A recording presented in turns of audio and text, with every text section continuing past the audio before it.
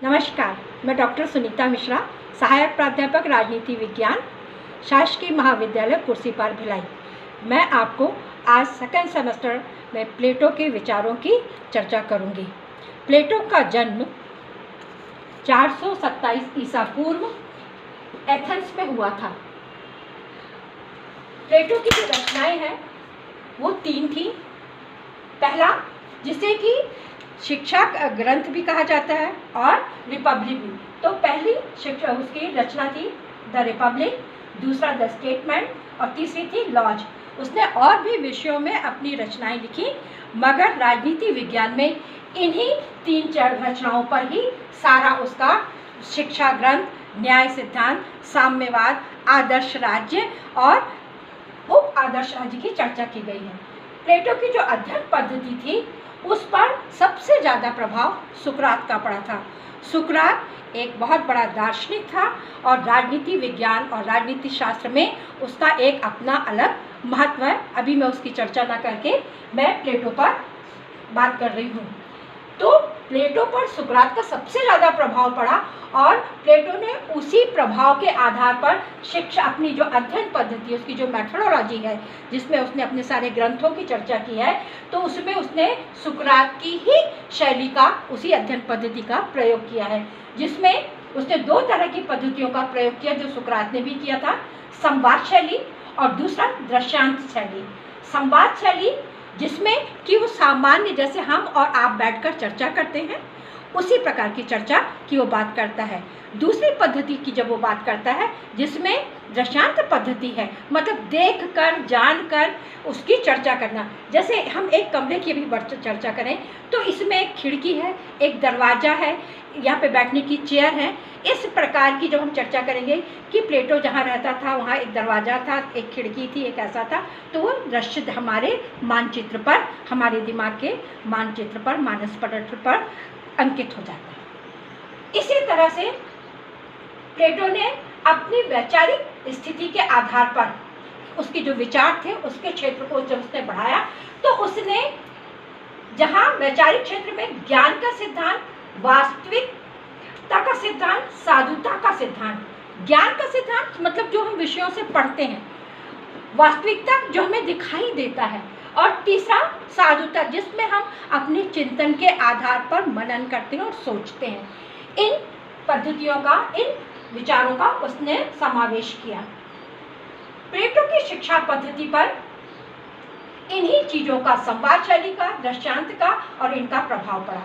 प्लेटो ने अपने सिद्धांत में, प्लेटो का जो सिद्धांत था वो 3 तरह के सिद्धांत थे प्लेटो के। सबसे इम्पोर्टेंट था न्याय सिद्धांत, शिक्षा सिद्धांत और साम्यवाद। प्लेटो न्याय के आधार पर एक आदर्श राज्य की कल्पना करना चाहता था।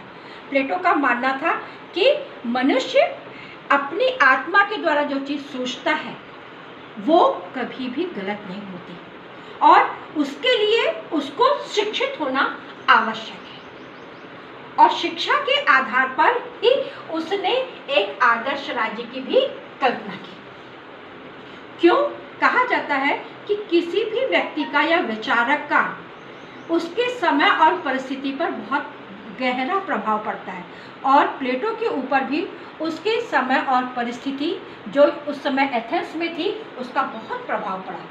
वहाँ की जो शासन व्यवस्था थी जिसमें सुकरात जैसे ज्ञानी व्यक्ति को विष दे दिया गया और वहाँ की जो जनता थी उसने कुछ नहीं किया। प्लेटो को इस चीज़ का बहुत दुख था।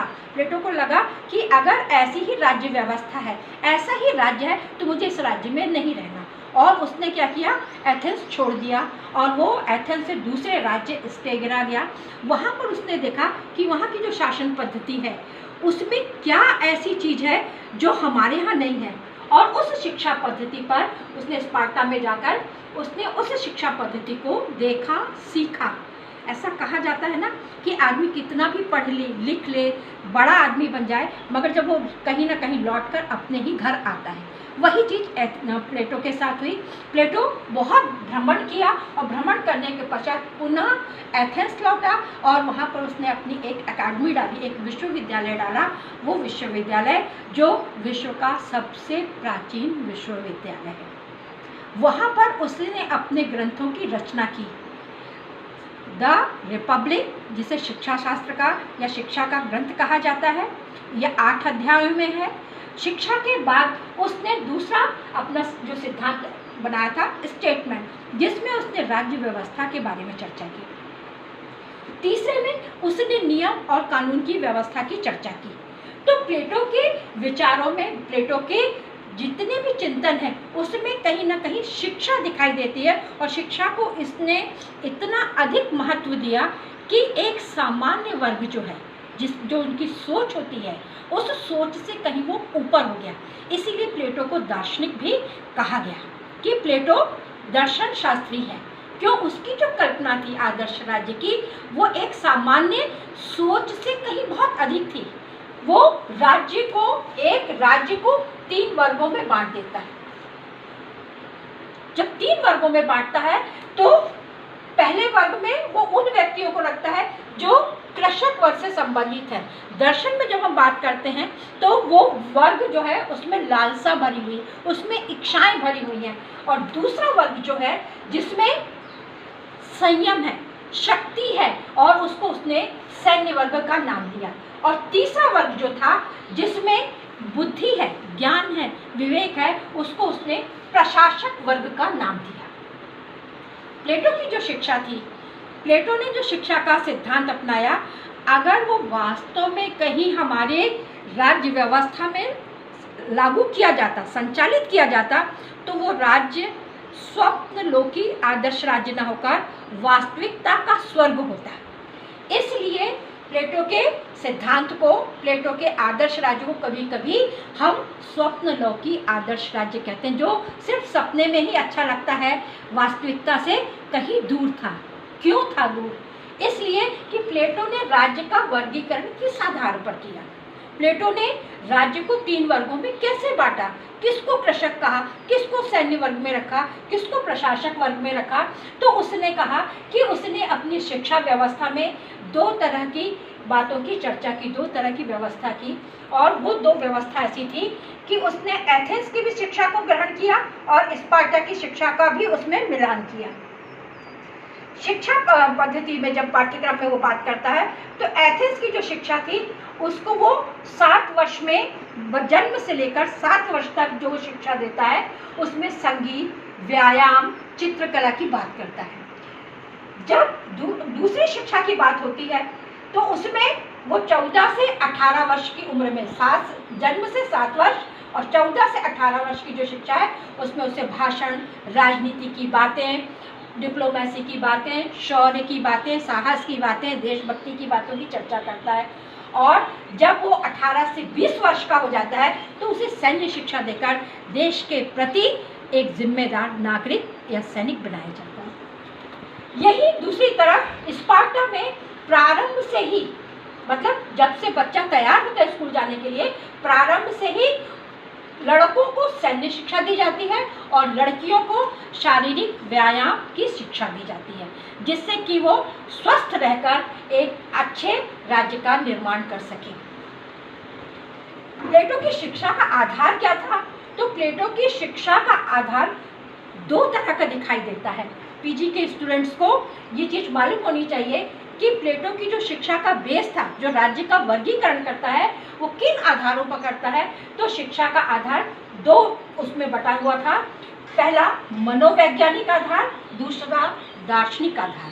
मनोवैज्ञानिक आधार में उसने जीवन शैली की बात की है, जिसको हम बाद में चर्चा करेंगे, और दूसरा उसने दार्शनिकता की बात की है, जो 50 वर्ष की आयु के बाद हर मनुष्य कहीं ना कहीं चिंतन और मनन करके एक सामान्य जन को एक सामान्य दृष्टि से देखने लग जाता है, उसका सोच स्वार्थ से हटकर एक सामान्य हो जाता है।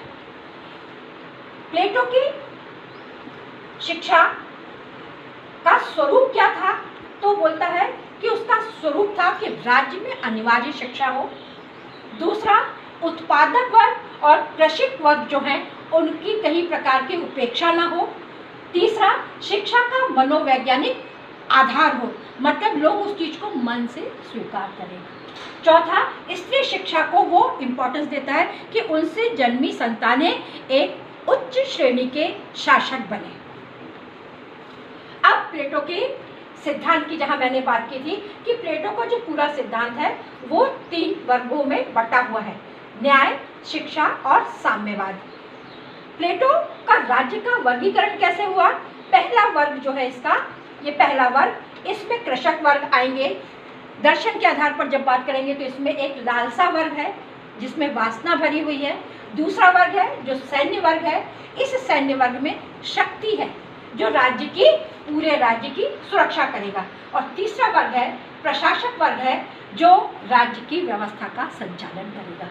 और जब इन सब से पढ़कर, इन सब शिक्षाओं के बाद, इस व्यवस्था के बाद भी यदि उसके मन में कुछ है तो उसको दार्शनिक राजा का पद दिया जाएगा।